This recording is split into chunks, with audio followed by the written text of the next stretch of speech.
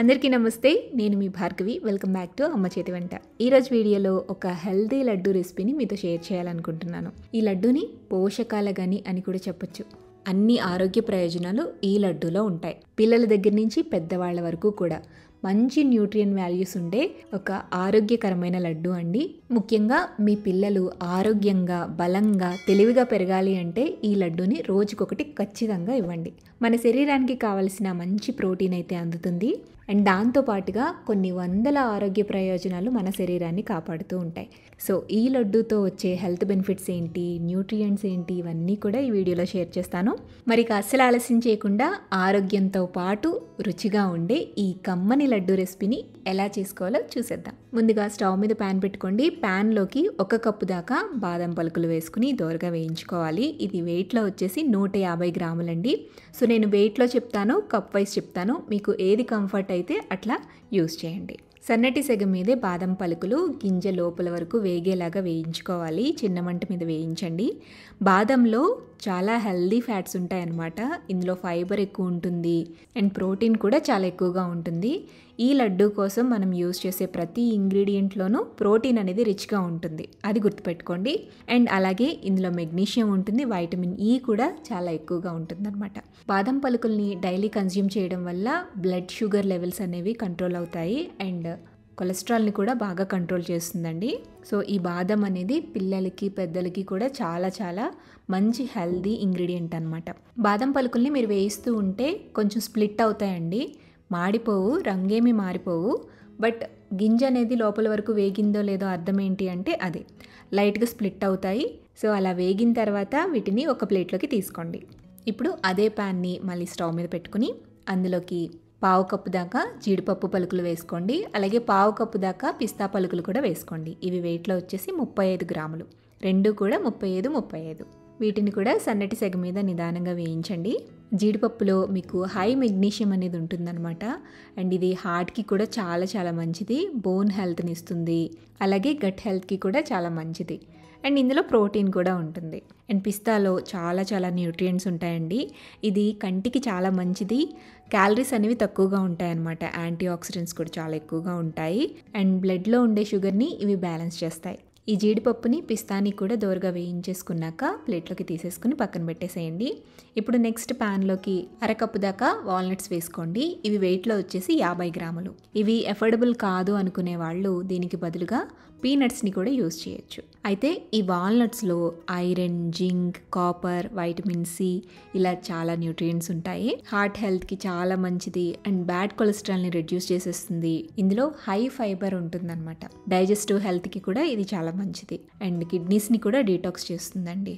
So వీలైతే వాల్నట్సే వాడండి, లేదంటే దీనికి ఆల్టర్నేటివ్గా పీనట్స్ అయినా యూస్ చేసుకోవచ్చు. వీటిని కూడా దోరగా చిన్న మంట మీద చక్కగా నిదానంగా వేయించేసి పక్కకి తీసేసేయండి.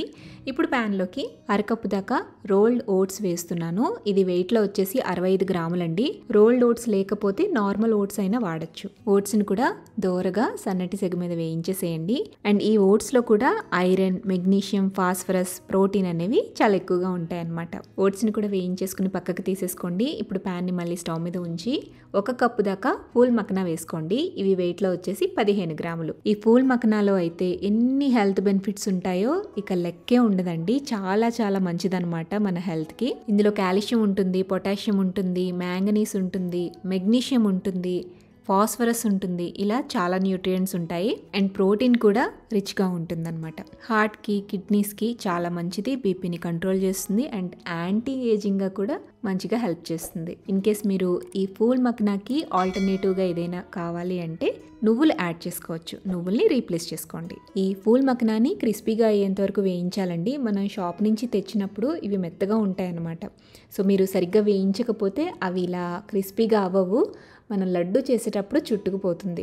అందుకని కొంచెం క్రిస్పీగా అయ్యేంత వరకు బాగా వేయించుకోండి. చిన్న మంట మీదే వేయిస్తే మంచిగా ఒక 5 నిమిషాలకి క్రిస్పీగా అయిపోతాయి. ఆ తర్వాత వీటిని తీసుకుని పక్కన ప్లేట్లోకి వేసుకోండి. నెక్స్ట్ ప్యాన్లోకి 2 టేబుల్ స్పూన్ల దాకా మెలాన్ సీడ్స్ అంటే పుచ్చగింజలు, 2 టేబుల్ స్పూన్ల దాకా గుమ్మడి గింజలు, 2 టేబుల్ స్పూన్ల దాకా సన్ఫ్లవర్ సీడ్స్, ఈ మూడింటిని కూడా ఈక్వల్గా తీసుకోవాలి. వెయిట్లో వచ్చేసి 20 గ్రాములు. అయితే మీరు ఈ సీడ్స్కి బదులుగా వేరే ఏమి ఆల్టర్నేటివ్ తీసుకోవచ్చు అని అనుకుంటే గనక ఎండు కొబ్బరి, పల్లీలు అలాగే పుట్నాలు, ఈ మూడింటిని ఆల్టర్నేటివ్గా తీసుకోవచ్చు. ఇక్కడ నేను ఆల్టర్నేటివ్ ఇంగ్రీడియంట్స్ ఎందుకు చెప్తున్నాను అంటే, కొంతమంది కామెంట్స్లో తక్కువ బడ్జెట్లో అయిపోయేలాగా మంచి న్యూట్రియంట్స్ ఉండే ఇంగ్రీడియంట్స్ చెప్పండి అక్క అని చెప్పేసి అడుగుతున్నారనమాట. సో అందుకని ఆల్టర్నేటివ్స్ కూడా మెన్షన్ చేస్తున్నాను. అయితే ఇక్కడ మనం తీసుకున్న సీడ్స్ అన్నిటిలో కూడా కొంచెం వేరియేషన్స్తో సిమిలర్ న్యూట్రియంట్స్ అయితే ఉంటాయండి. సో ఈ పంకిన్, మెలాన్ అలాగే సన్ఫ్లవర్ సీడ్స్లో ముఖ్యంగా ఇందులో హై ప్రోటీన్, హై ఫైబర్ ఉంటాయి. వీటితో పాటుగా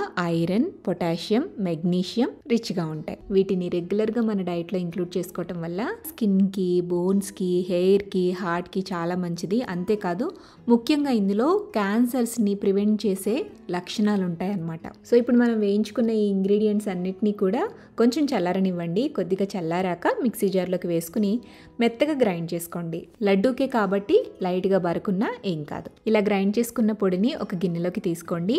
ఫ్లేవర్ కోసం ఒక 1/2 టీ స్పూన్ దాకా యాలకుల పొడి కూడా వేసుకోండి. తర్వాత ఇందులోకి లడ్డు స్వీట్నెస్ కోసం 1/2 కప్పు నుంచి 3/4 కప్పు దాకా బెల్లం తురుముని కానీ బెల్లం పౌడర్ని కానీ వేసుకోండి. నేను బెల్లం పౌడర్ తీసుకున్నాను. ఇది వెయిట్లో వచ్చేసి 125 గ్రాములు. మీరు మొత్తం కలుపుకున్న తర్వాత మిక్స్ అయిన తర్వాత టేస్ట్ చూసుకుని స్వీట్నెస్ని అడ్జస్ట్ చేసుకోవచ్చు కూడా.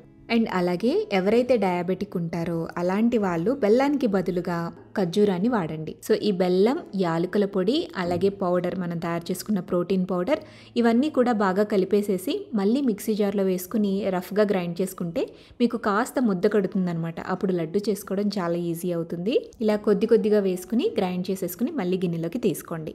అవసరమైతే కాస్త నెయ్యి వేసుకునైనా లడ్డూలు చుట్టుకోవచ్చు. బట్ మీరు ఈ క్వాంటిటీలో ఎగ్జాక్ట్గా చేస్తే కనుక మీకు నెయ్యితో కూడా పని ఉండదండి, ఈజీగా లడ్డూలు వచ్చేస్తాయి. సో మీకు నచ్చిన సైజులో, మీరు లడ్డు రోజుకొకటి తినే విధంగా ఏ సైజులో తినాలి అనుకుంటే ఆ సైజులో లడ్డూల కింద చుట్టేసుకోండి. ఇలా అన్ని లడ్డూల్ని కూడా చక్కగా చుట్టేసుకుని ఒక 8 బాక్స్లో పెట్టేసి బయట వదిలేస్తే 15 డేస్ ఫ్రెష్గా ఉంటాయి.